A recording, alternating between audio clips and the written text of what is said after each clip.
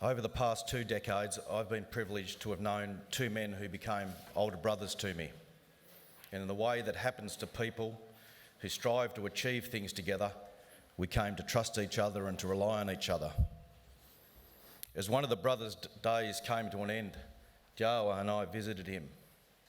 And Dr. Yunupingu told us calmly and with purpose that he would be strong for us, even then when he was physically at his weakest. He told us not to worry for him, even when we could see that he was in so much pain.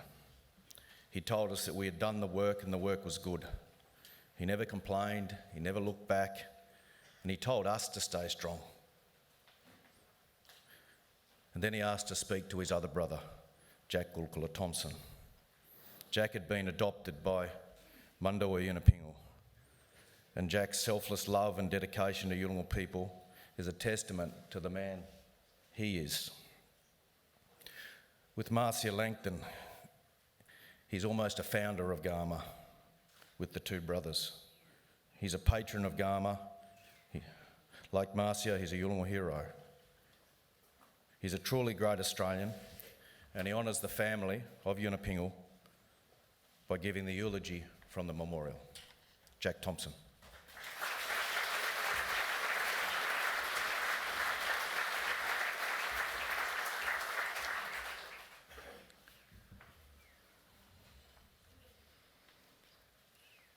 Yunupingu was born at Joel Pawai on the 30th of June 1948. His father was Mangarawai and his mother Makungu of the Gulkula clan. His backbone was the Dalwangu nation, who are his grandfathers. His skin name is Gochuk. He was born at a time when the world was a different place. It was a Yolngu world, and it was in order as it had been for more than 60 millennia. He was born into a world governed by the seasons, by kinship, fellowship, duty, and allegiance. The greatest allegiance then, as it is now, was to the song cycles, the ancestors, the law of the land, and all that is in it. As his life took shape, he would soon become aware of a new world that was forming around him. Cattlemen and policemen had come upon the Yolngu in the 1920s and 30s.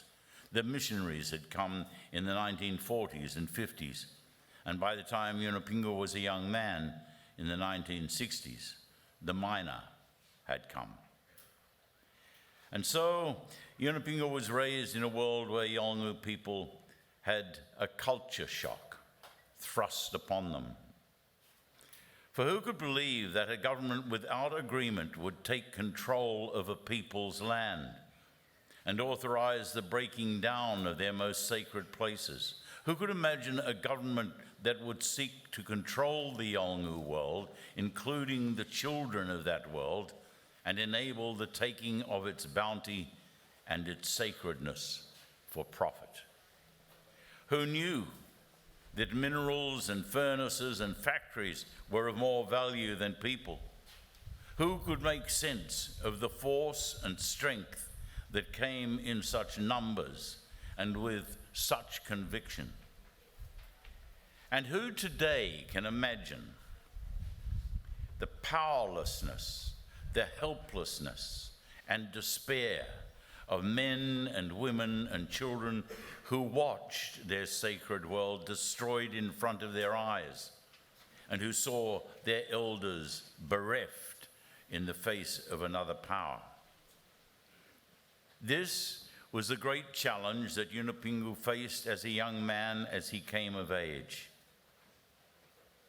It was Yunupingu's father, Mangarawai, a true warrior and peacemaker, who we now know spoke quietly into his ears and told him, "Be strong, look up to the future. Despite everything, believe in yourself, believe in the power of the future. It was an instruction that he never forgot and would never forsake. The power of these words from his father set him and his family on a pathway that he followed to his final days, to fight hard for his people's rights, but to make the peace and find the settlement, to find a way forward where Yolngu and Balanda might live in harmony together. Create a life where Yolngu people could be who they are in a modern world. Ceremonial beings and economic beings. People of an ancient past, voyagers to a brilliant future. Masters of ancient dance and ceremony, masters of modern technology and method.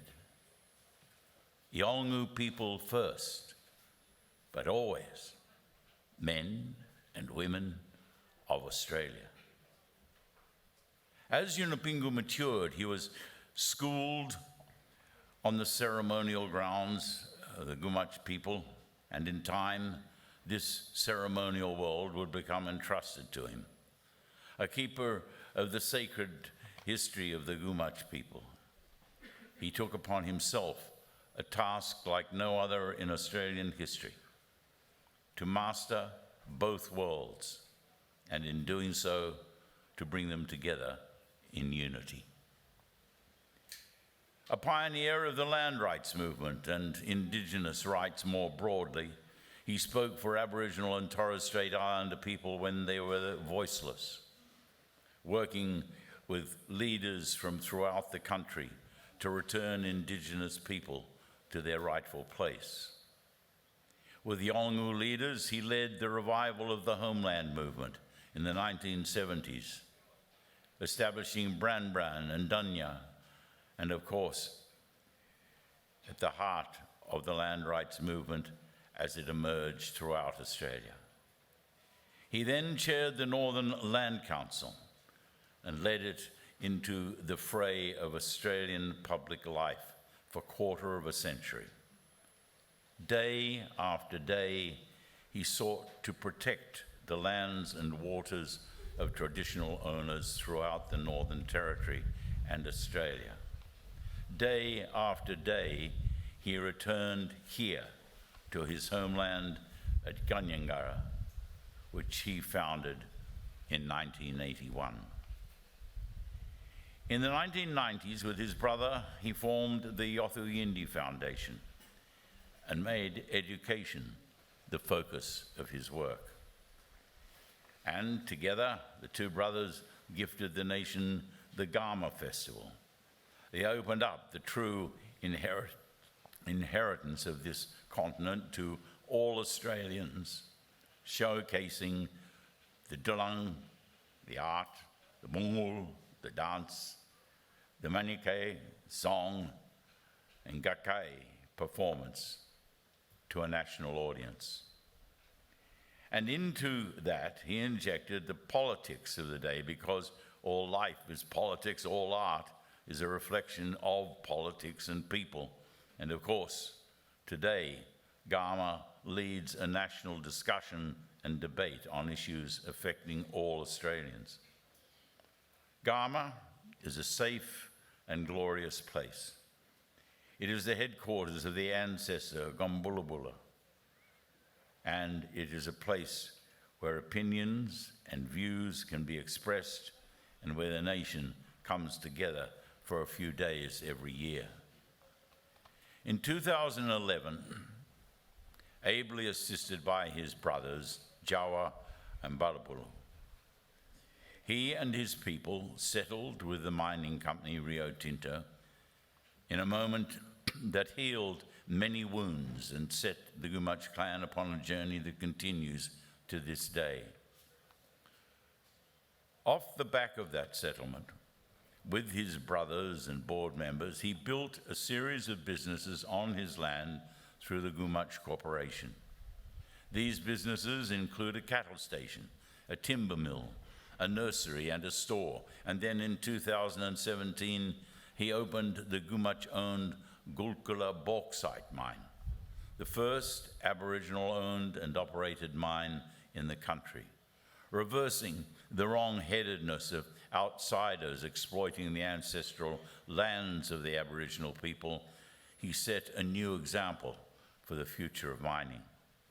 At the same time and in the same year, he completed the task of controlling his own township here at Ganyangara through a 99-year lease that gives a certainty and openness to development and a platform for engagement with the government. Using that platform, this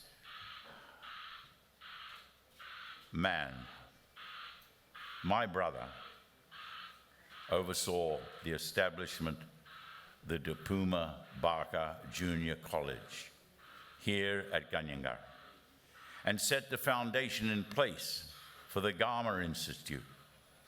The pathways are now set for high-class education facilities in Northeast Arnhem Land, a legacy that is as important as anything that has come before.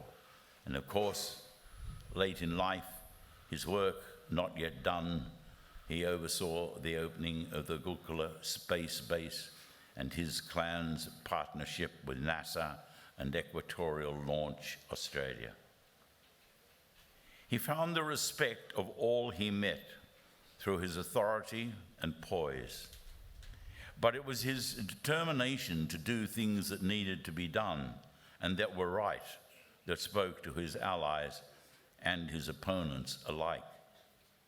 And always he sought constitutional recognition and a voice for the powerless. He understood that to go forward in the nation, Aboriginal and Islander people had to be part of the main frame of the nation. That was the gift he sought. He sought in return for his life's work. Today, Yunupingu's name rings out in some of the nation's most significant events. The Irkala Bark petitions, the Gove land rights case, the Land Rights Act, Baranga Statement, the Native Title Act, and The Voice. He is an Australian of the Year, holds an Order of Australia and a Centenary Medal, was a member of the Reconciliation Council, and is one of the national living treasures. But his most important work was always at home, here in Ganyangara and in the homelands. This is where his life was at its fullest, as a husband, a father, a grandfather, a great-grandfather. Here's Dalgara, singer and a dancer and a painter. Here's Gongdulang, and man of the highest degree, the holder of sacred knowledge. He was a healer and carer for young men taking their first steps into manhood. And as a ceremonial man, he stood guard over his kin as they started their journey from this life to the next, a journey that he now begins as we stand guard over him. Today, we acknowledge the grief and pain shared by his wives, his brothers and sisters, and his children, grandchildren, and great-grandchildren. We acknowledge the clan nations that loved him and who lived life with him and around him. We affirm that the work he did is not over. It has just begun, and that the challenges he faced remain. These are our challenges now. Yunupingu has started his journey to be reunited with his fathers and his kin. His ancestors await him in the heart of his sacred Gumatj country. He returns to where he began, on sacred Yolngu country here in northeast Arnhem Land. He is now himself the rhythm of life, the balance of the land, the movement of the water, the touch of the sacred wind, and the power of the ceremonies. He returns now to his ancestors, but he is with us always. He is Yolngu first and Yolngu forever. Rest in peace, our brother. I will miss you, Wawa. Magea wanga, Wawa.